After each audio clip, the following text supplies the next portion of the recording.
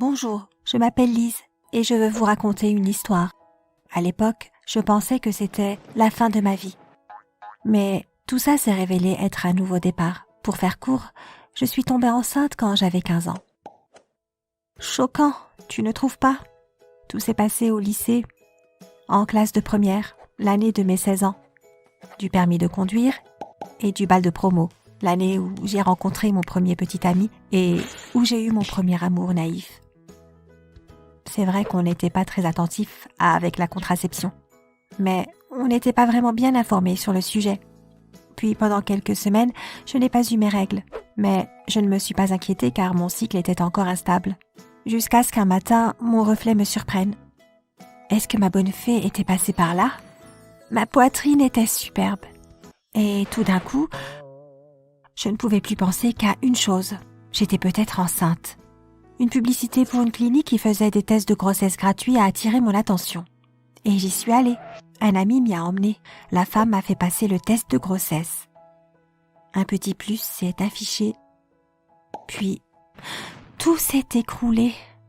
J'ai simulé un sourire et j'ai continué à vivre une vie qui ressemblait à une vie normale. Ce n'était qu'une question de temps avant que mes parents ne s'en rendent compte. Ma poitrine gonflait, mon ventre allait bientôt suivre. Je n'étais pas sûre de la réaction de mes parents et je ne voulais pas être influencée par leur avis à ce sujet. Maintenant, je regrette d'avoir perdu du temps à douter. Pendant ce temps, la rumeur se propageait, je recevais des appels bizarres de la part d'adolescents religieux que je connaissais et même de parents inquiets qui me menaçaient de prévenir mes parents pour m'empêcher de me faire avorter. J'étais exaspérée, non pas que j'avais décidé d'avorter, mais c'était ma décision et celle de personne d'autre. En plus, à mon sens, c'est moi qui devais informer mes parents. On a donc eu une discussion.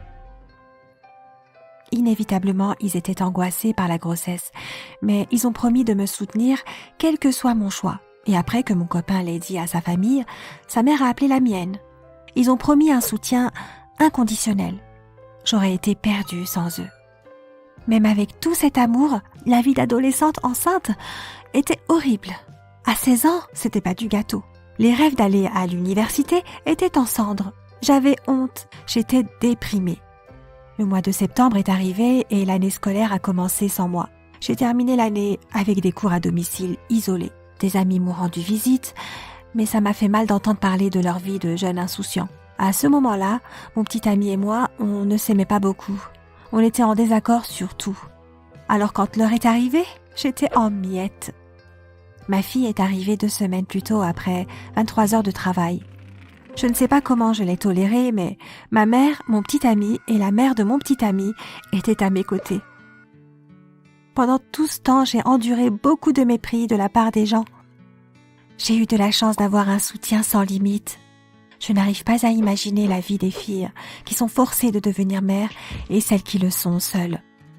Un certain temps s'est écoulé, mon petit ami est devenu un père merveilleux. Finalement, en devenant adulte, on s'est séparés. Mais il est là pour notre fille et fait des heures de route pour passer du temps avec elle. C'est quelqu'un sur qui on peut compter. Les gens pensent souvent que, vu que j'ai eu un enfant quand j'étais ado, je dois être contre l'avortement. Je ne le suis pas. C'était mon choix d'être mère, pas quelque chose qui m'a été imposé.